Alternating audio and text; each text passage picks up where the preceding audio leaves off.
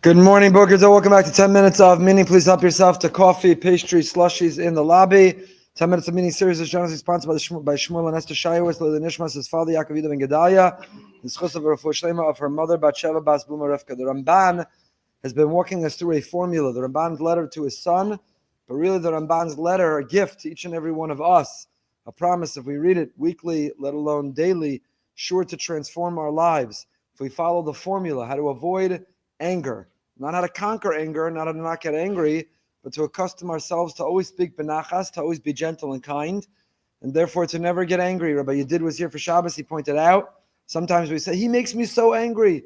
She makes me so angry. Nobody can make you angry. You make yourself angry. People can behave in a way, how we react, how we respond.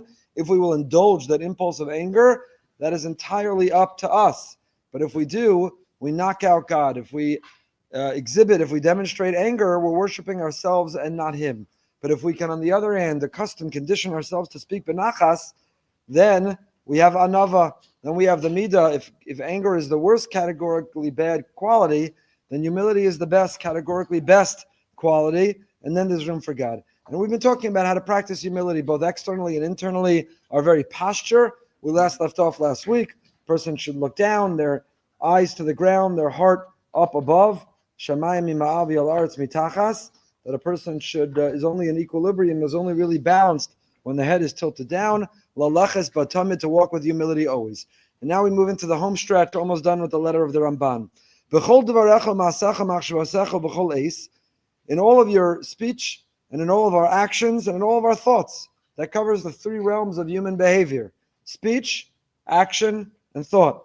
Uv'chol eis. It's a theme the Ramban has been coming back to over and over again. The word tamid, consistently and constantly, and v'chol eis, at all times. Because if we only sometimes are humble, if we sometimes don't get angry, if we sometimes have awe and fear of Hashem, then it's worthwhile. It's better than never having it, but certainly it's not who we could be. So a measure of a person is how consistent and how constant, how much they can keep it up. So all of our speech, all of our actions, all of our thoughts, always, you want to live a meaningful life, a virtuous life, a valuable life. You want to live a life in which you don't indulge your distraction, your temptation, the worst parts of who you are, but you live up to the best part of who you could be. Then the thought process is the Ramban is to always be mindful, be conscientious and conscious. Think you're standing before HaKadosh Baruch Hu, u'shchina so'alacha. Hashem is right by our side. Hashem is right by your side. You know, people ask me, are you allowed to do this on your taxes? Or are you allowed to choose to do that in your life? And I always invoke something someone on our executive board many years, she doesn't live here any longer, taught us, which was, she used to say, if you can't do it in front of the congregation, don't do it. If you can't do it in front of your spouse, it's cheating. If you wouldn't do it in front of the IRS agent, then don't file it. If you wouldn't do it in front of a policeman, then don't do it. If you wouldn't do it in front of the person of authority, the one who's in the position to hold you accountable, then don't do it.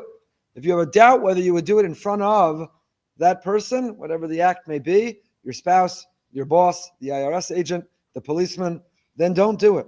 Well, you know who always is there by our side? If you wouldn't do it, if the Ribono Shalom were right by your side, don't do it.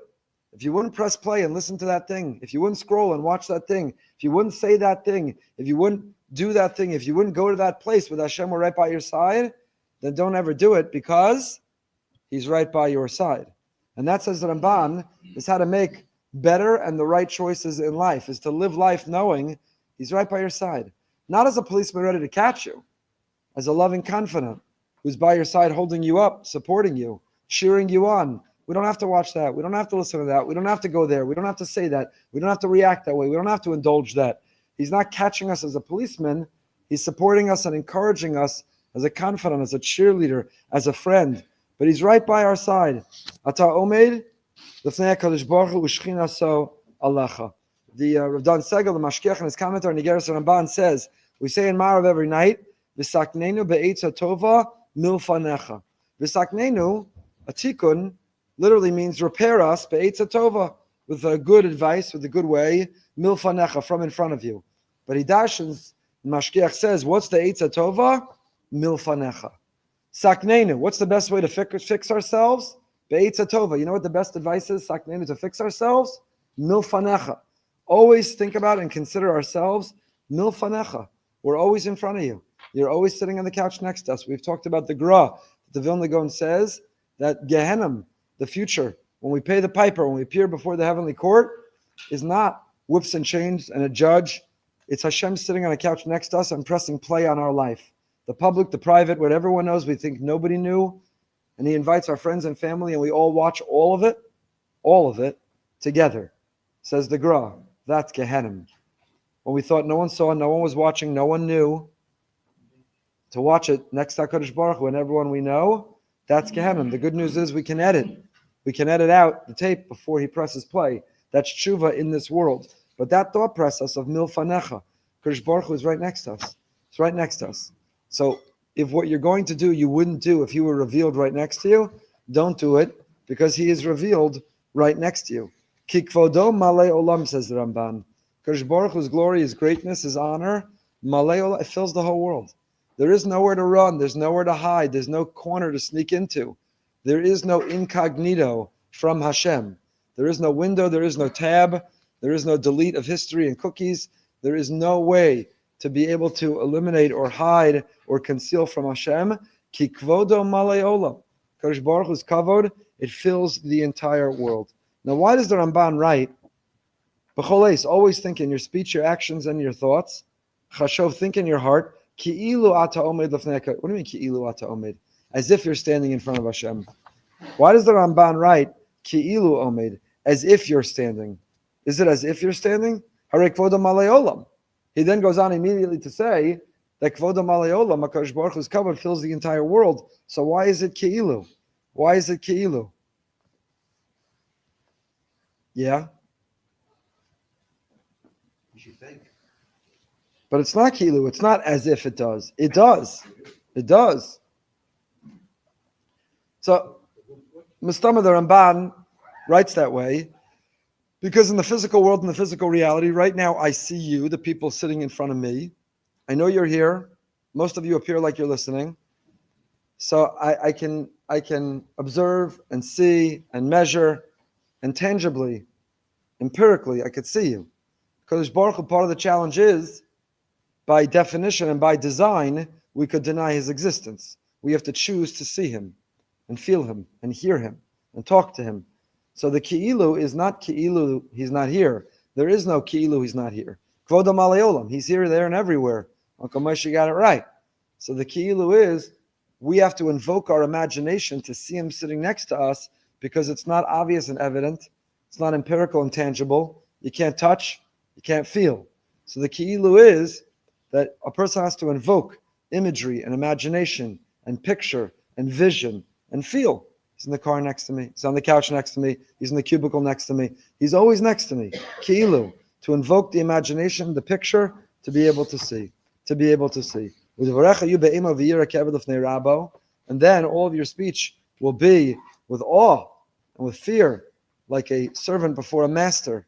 Because what, are you going to act arrogantly? HaKadosh Baruch Hu is sitting right next to you. Where do you think you got that wisdom, those brains, that money, that artistic ability, that charm, those good looks? What, are you going to act like it's yours? You're going to act haughty and arrogant? Like he's right next to you. The source, the one who gave it to you. You're going to pretend? I mean, it's like a parent gives a child. The parent earns incredible wealth and gives it over to the child. Then the child walks around with the fancy watch and the nice car and acts like, look at me, I'm such a hot shot. I'm such a big, wealthy guy. Yet the parent is sitting right next to you who gifted it to you. What, are you going to act so arrogant and haughty? Kadosh Baruch Hu gifted us everything that we have. What, are you going to be arrogant and haughty, sitting next to him, in front of him, acting like it's ours? Let's finish up. V'tizbayesh mikol adam. The Ramban ends this section, V'tizbayesh mikol adam. And if he's sitting right next to you and you realize how fragile, how vulnerable, how temporary life is, if you realize that he is the source and he gives us everything we have, now tizbayesh mikol adam, now in our interactions with all people, we can act with humility. Tizbayesh doesn't mean be embarrassed or ashamed, certainly if we did nothing wrong, but it means with humility. It means be humble. It means surrender, submit. It means don't think you're superior or better than the people around us. So we're almost done. The Ramban's incredible formula. You can see why without all the elucidation that's now taken us 27 or 28 parts, but just reading the Ramban's letter. It's a short letter. It's ki'ilu an email from the Ramban.